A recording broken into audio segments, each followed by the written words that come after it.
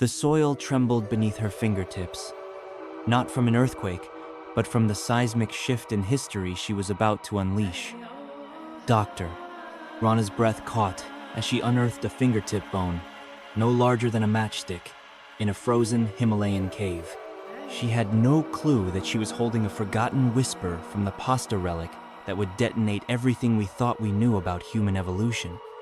This fragment belonged to a 14-year-old girl, not just any ancient teen, but one whose father and mother came from entirely different human species. Her existence alone was a defiant scream against the tidy timelines of human ancestry. Just 45,000 years ago, Earth wasn't home to just one kind of humanit, was a bustling interspecies jungle. At least 4 wildly different types of humans roamed the Earth, occasionally loving, often fighting, and unknowingly weaving the messy DNA cocktail that pulses in us today. Picture Earth 55,000 years back. A lone trek through the Kazakh steppes might have led you past your Neanderlan cousins, hunting woolly rhinos with sharpened sticks. You could have passed the mountain-scaling Altayons, whose lungs danced joyfully in oxygen levels that would black out a marathon runner. Further south, the tiny-statured Homo lentensis barely knee-high to a goat were evading dragons. Yes, dragons. Komodo, sized, hungry, and real. And amid this ancient cast of characters, a few scrappy bands of Homo sapiens, or very ancestors barely starting their conquest of the planet, armed with brains, gossip, and fire. No, this isn't sci-fi.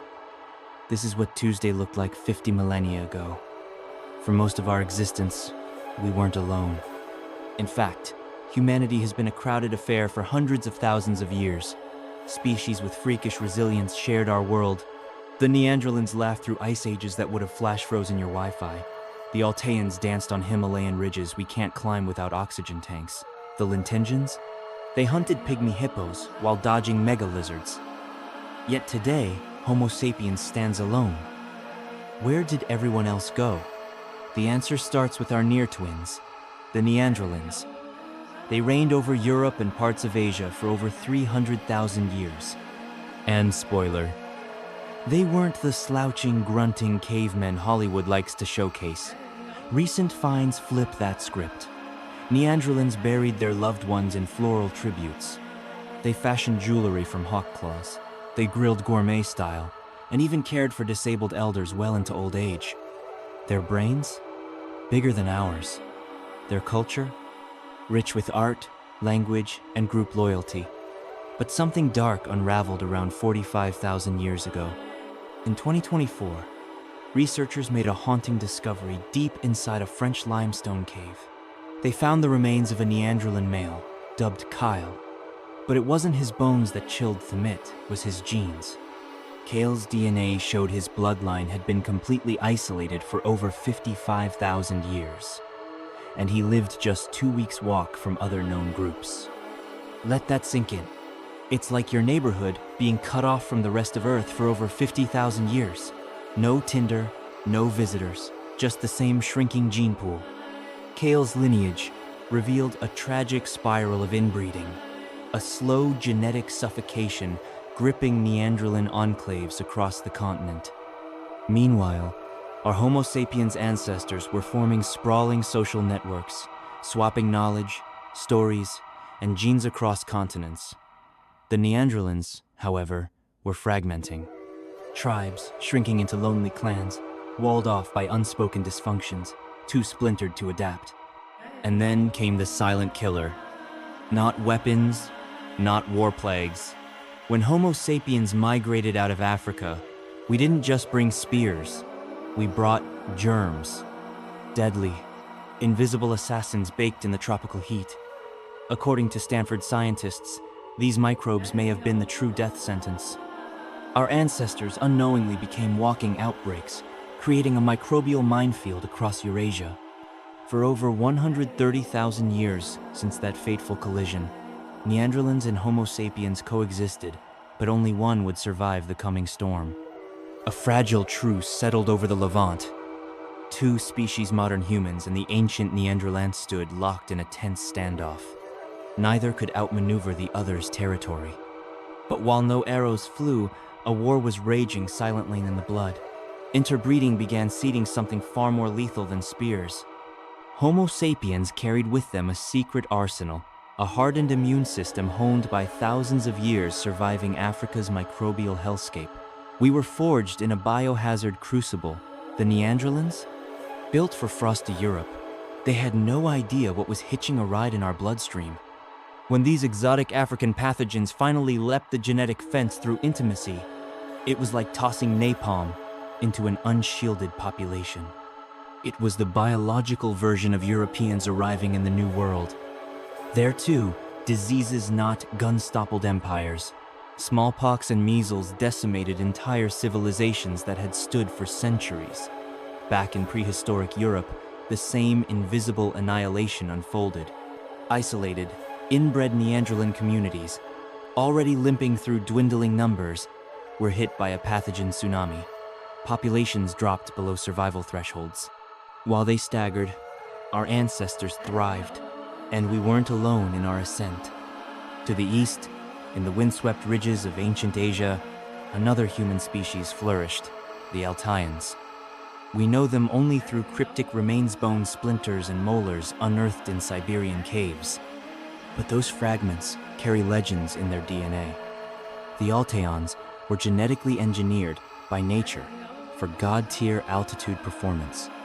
They thrived above 15,000 feet altitudes that send most modern lungs into full meltdown.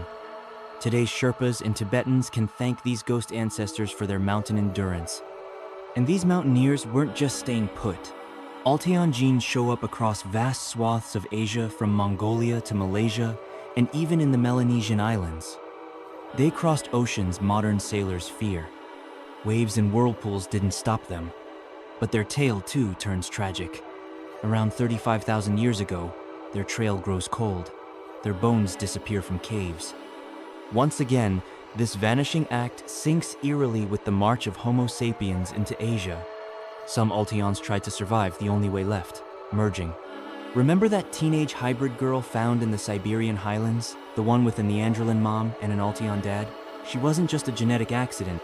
She was proof of desperation, of collapsing bloodlines forging unlikely bonds in the final throes of existence. Far across the sea, over 8,000 miles from those icy mountains, a volcanic island called Kalora, the strangest human saga unraveled.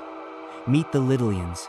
Standing barely 3 feet tall, with brains smaller than coconuts, they sound like a fantasy, but they were very real, and they were survivors.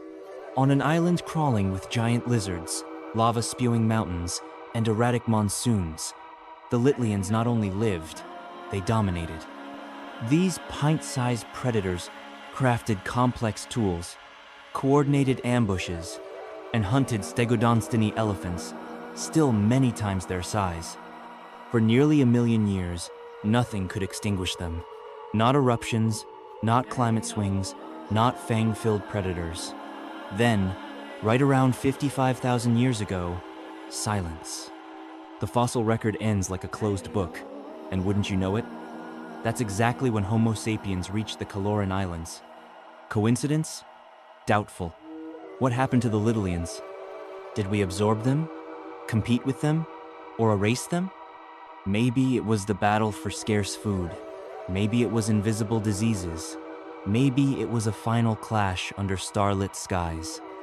We may never decode the closing chapter of the Littlian saga.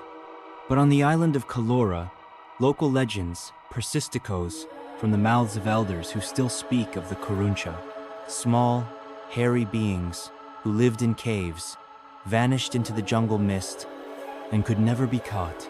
Astonishingly, these ancient tales line up almost eerily with fossil records of the Littlians, right down to their stature and cave-dwelling habits. Could some of them have survived long enough to meet the first Homo sapiens settlers? It's possible.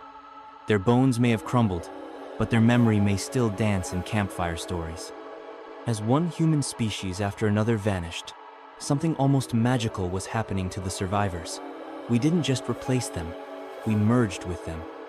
Genetic studies now reveal that modern humans carry echoes fragments of our ancient cousins. Europeans and Asians carry between 1 to 4% Neanderthal DNA. Islanders of the Pacific bear up to 6% Altayon genes. Even groups in sub-Saharan Africa once, thought to be purely Homo sapiens, traces of mysterious, unnamed archaic humans. We didn't conquer them so much as inherit them. In their final desperate moments, some Neandralans, Altayons, and perhaps even Littlians joined forces with us. They became lovers, allies, kin. Their stories didn't end, they folded into ours, passed down not in stone but in blood. Every person reading this is a walking archive. Part Neanderlan, part Altayan, part who knows what. We are not pure anything, we're the mosaic of human survival. And their genes weren't just souvenirs, they were upgrades. Neanderlan sequences help modern Europeans fend off certain viruses.